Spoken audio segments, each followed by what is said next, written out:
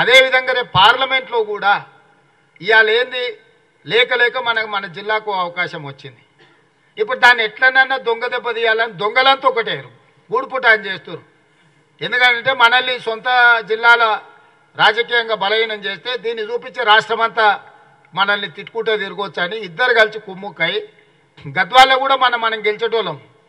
దొరసాని వచ్చి మొత్తం తీసి అవతల అల్లుకి వేయించింది. అప్పటి వరకు కొట్లాడారు. అవునా? ఓట్ల కంటే ముందు రోజు వరకు మామ అల్లుడు ఫుల్ పంచాయతీ అన్నారు.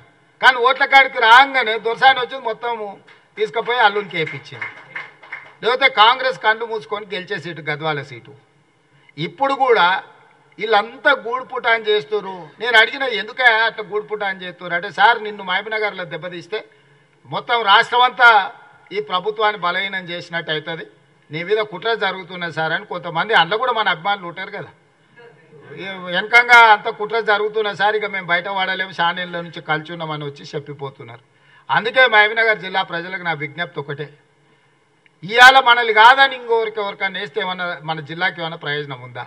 10 ఏళ్ళ నుంచి నరేంద్ర మోడీ ప్రధానమంత్రి కదా, అర్ణమ్మ 5 ఏళ్ళ నుంచి ఆ పార్టీలోనే ఉంది కదా, పోయినసారి కూడా పోటీ చేసింది కదా. మరి 5 ఏళ్ళల్లో మనకేమైనా ఆర్డీఎస్ మొత్తం ఏమన్నా దీపించి కాలువలు దోపించి కర్ణాటక నుంచి నీళ్ళు తెచ్చిందా? అంతకంటే ముందు వాళ్ళ ప్రభుత్వమే ఉండే కదా. లేకపోతే మీ ఊర్లో ఏదేంది నీళ్ళకు ఇది చేసినాం కదా, తుమ్మిల ప్రాజెక్టుకి ఏమైనా కొట్లాడిందా? ఆర్డీఎస్ ఆయకట్టు కానీ తుమ్మిల ప్రాజెక్టుకు కానీ ఏదన్నా ఏమన్నా చేసిందా? మహబూబ్నగర్ జిల్లాకు మోడీతోనే ఏమన్నా ఓ 10,000 కోట్లు ఏమన్నా పట్టుకొచ్చిందా?